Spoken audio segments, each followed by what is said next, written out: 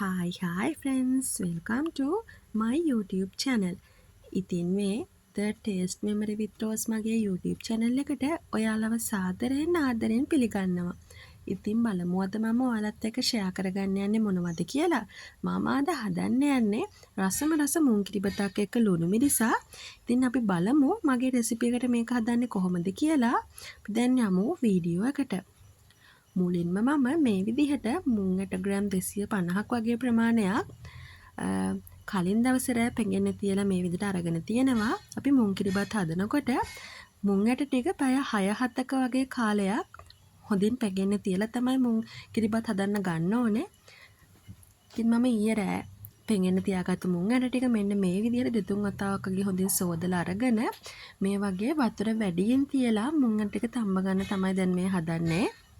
අපි මුං ඇට ටික බාගෙට තැම්බුණාට පස්සේ තමයි කිරිබත් එක හදන්න පටන් ගන්නෙ. දැන් අපි බලමු අවශ්‍ය අනිත් අමුද්‍රව්‍ය මොනවද කියලා. අපිට මේ වගේ සුදු කැකුළු හාල් අවශ්‍ය කරනවා. මම මෙතන සුදු කැකුළු හාල් කැට 3ක වගේ ප්‍රමාණයක් අරගෙන තියෙනවා. ඊට පස්සේ මම මේ විදිහට කැකුළු හාල් ටික හොඳින් සෝදලා අරගෙන තියෙනවා. දැන් අපි බලමු මුං ඇට එක කොහොමද කියලා. මේ විනාඩි 15කට වගේ පස්සේ බලනකොට මුං ඇට ටික බාගෙට වගේ තැම්බිලා තිබුණා. අපි දැන් මේ මුං ඇට තම්බන වතුර එක හොඳින් නැටන වෙලාවේදී මේ වතුර එකටම අපි කලින් සෝදලා අරගත්තු කැකුළු හාල් ටික එකතු කරගන්න ඕනේ.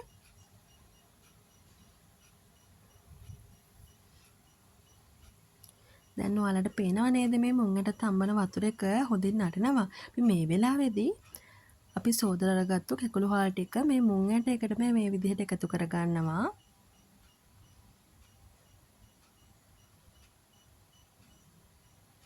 ඊට පස්සේ අපි මේ මුං ඇට ටික ඒ වගේම කැකුළු හාල් ටික මේ විදිහට හොඳින් කලවම් කරගන්න ඕනේ. අපි දැන් මේ වතුර ගතිය නැති වෙනකන් ඒ කියන්නේ වතුර එක හිඳනකන්ම මේ මුං ඇට ටික වගේම සහල් ටික තව ටික වෙලාවක් උයාගමු. අපි මේකේ තියෙන වතුර ගතිය හිඳුනට පස්සේ තමයි මේකට පොල් කිරි එකතු කරන්නේ. අපි එතකන් මේක සැරෙන් සැරේට හොඳින් කලවම් කරගන්න ගමන් මේක තව ටික වෙලාවක් උයාගමු. මේක සැරෙන් සැරේට කලවම් කරන්න ඕනේ නැත්නම් අඩිය අල්ලන්න උනත් පුළුවන්. නිසා අපි මේ විදිහට හොඳින් කලවම් කරගන්න ගමන් මේකේ වතුර ගතිය හිඳනකන් මේ විදිහට උයාගමු.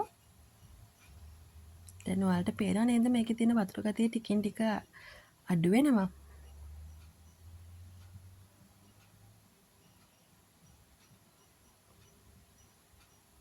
මම මේකේ ගින්දර ටිකක් අඩු කරගන්නවා.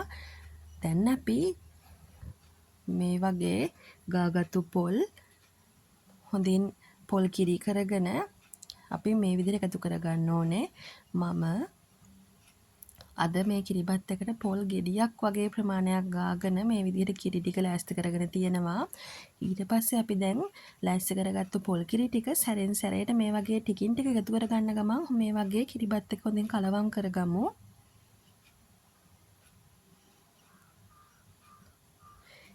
කිරිබතක් රස වෙන්නේ එකතු කරන කිරි ප්‍රමාණය අනුව.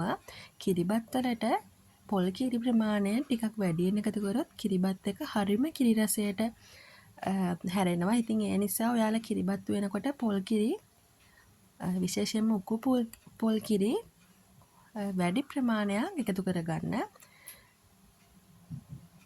ඊට පස්සේ මම මෙන්න මේ විදිහට හොඳින් කලවම් කරගන්නවා.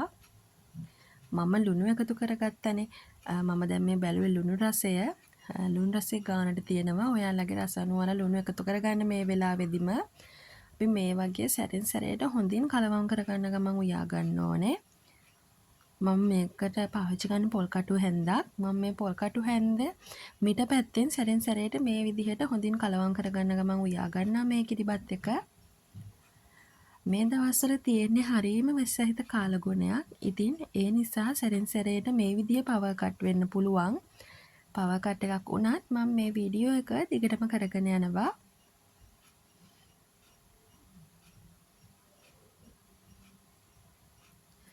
අපි මේ වගේ සැරෙන් සැරේට හොඳින් කලවම් කරගන්න ගමන් උයාගමු.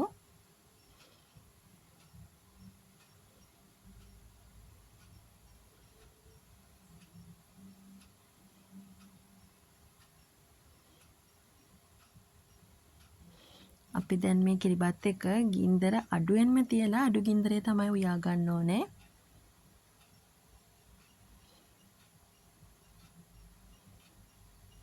ඇත්තටම අපි නිකන් හදන සුදු කිරිබත් එකට වඩා මුං ඇට කිරිබත් එක හරිම රසයි.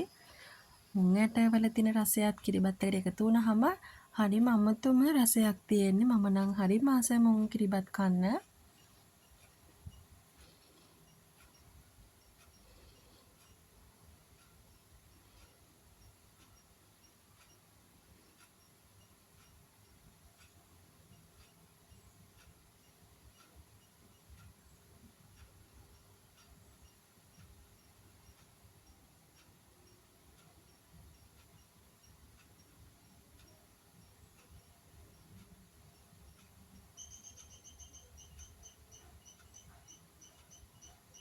හරි මම දැන් මේ වෙලාවේදී ලිප ඕෆ් කරගත්තා.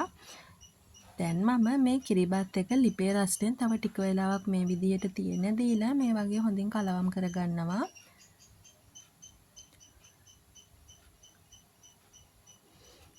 දැන් නම් මේ කිරිබත් එක රෙඩි වෙලා තියෙන්නේ. ඔයාලට පේනව නේද මේකේ තියෙන කිරි ගතිය. ඒ වගේම මේක හරිම කිරි රසයට තියෙනවා. අපි මෙන්න මේ වගේ ගානක් වෙනකම් මේ කිරිබත් එක උයා ගන්න ඕනේ.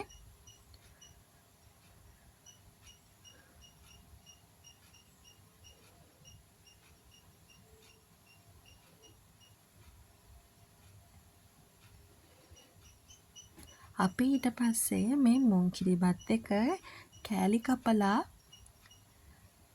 ලෑස්ති කරගන්න ඕනේ.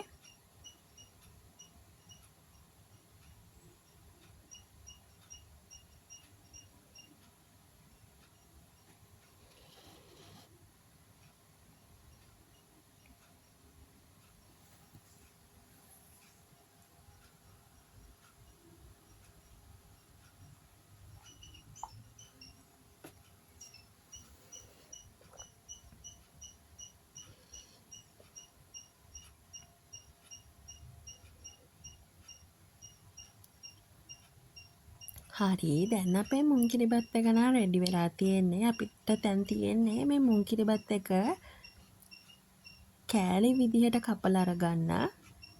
ඉතින් දැන් මම කරන්න හදන්නේ මේ මුං කිරිබත් වල කෑලි කපා ගන්න එක. මුලින්ම මම ට්‍රේ එකකට මෙන්න මේ වගේ කෙහෙල් කොලයක් දාලා අපි කලින් ලෑස්ති කරගත්තු පොල් කිරි වලින් මම ටිකක් තියාගත්තා.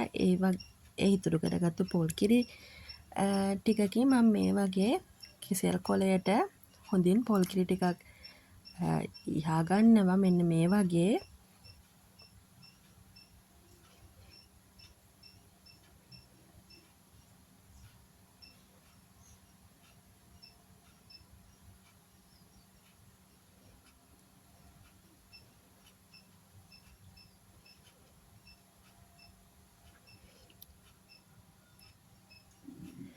ඊට පස්සේ මම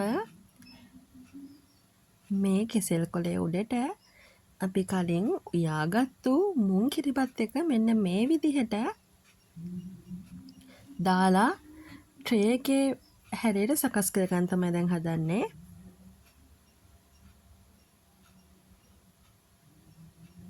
දැන් ඔයාලට පේනව නේද මේකට අපි එකතු කරපු කිරි ගතිය නැති වෙලා මේක උකු වෙලා තියෙනවා. මෙන්න මේ වගේ උකු වුණ වෙලාවේ තමයි අපි මේ කිරිබත් එක කෑලි කපන්න අරගන්න ඕනේ.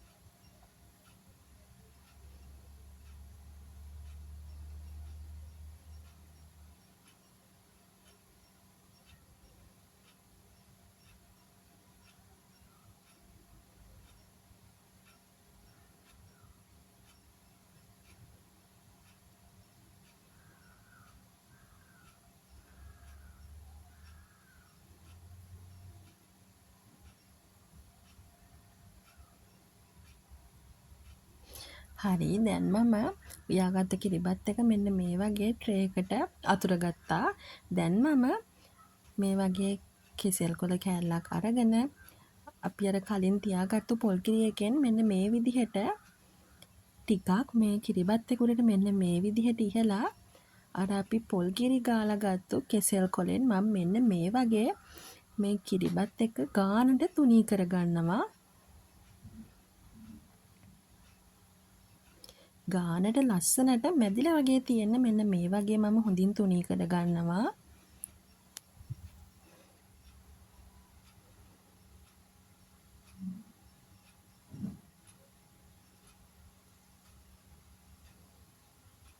එතකොට අපිට මේක පහසුවෙන්ම මෙන්න මේ වගේ තුනී කරගන්න පුළුවන්. මේ වගේ පොල් කිරි ඉහලා මෙන්න මේ වගේ කෙසෙල් කොළයක් පාවිච්චි කරාම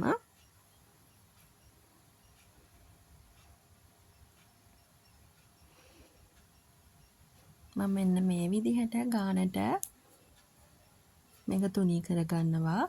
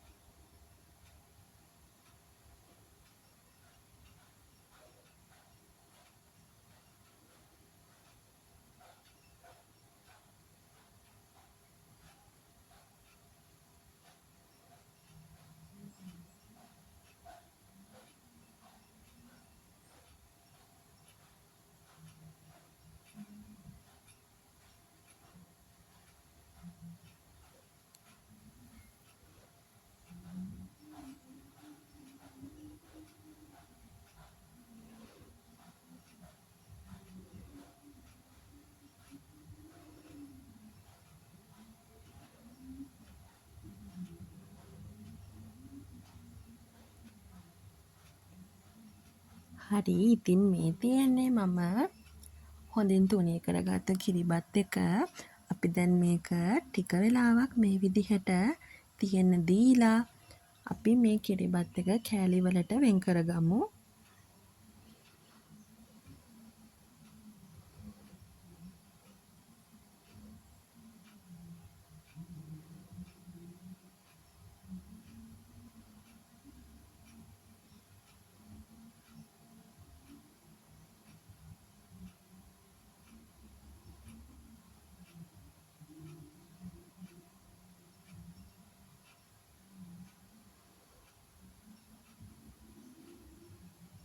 හරි ඊට පස්සේ මම දැන් මේ වගේ මේස පිහියක් අරගෙන මට අවශ්‍ය ප්‍රමාණයෙන් කෑලි වලට මේ කිරිබත් එක කපා ගන්නවා.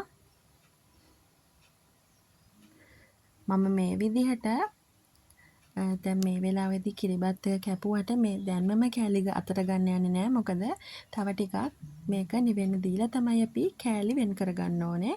මම මේ වෙලාවේ අවශ්‍ය ප්‍රමාණය කෑලි වලට කපා ගත්තට මේ වෙලාවේදී අතට ගන්න යන්නේ නැහැ. මොකද නැත්තම් කැඩෙන්න බලනවා. මොකද ටිකක් නිවුණට පස්සේ තමයි අපි අතට ගන්න ඕනේ.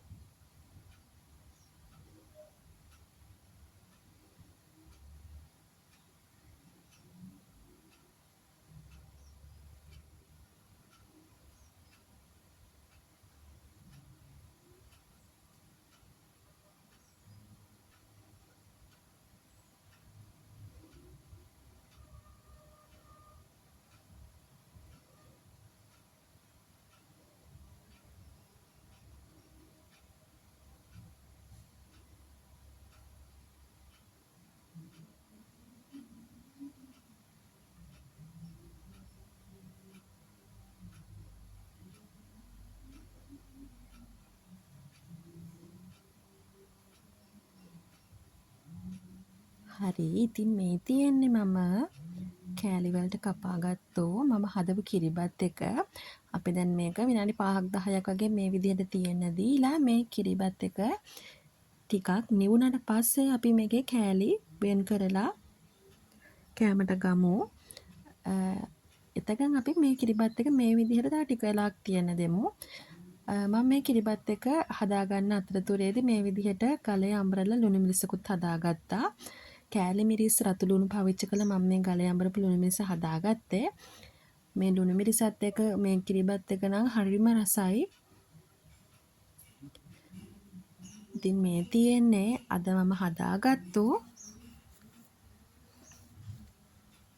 ලුණු මිරිස් එක වගේම මුං කිරිබත් එක.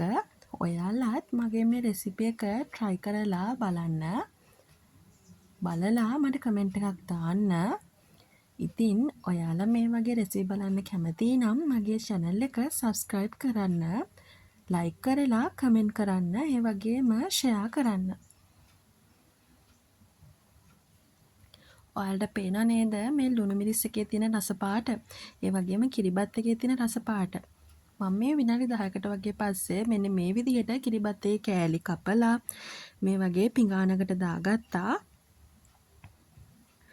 ඉතින් මේ කිරිබත් එකත් එක්ක මේ ලුණු මිරිස් එක හරිම රසයි. අනිවාර්යෙන්ම ඔයාලත් මගේ මේ රෙසිපි එකට මේ කිරිබත් එක try කරලා බලන්න.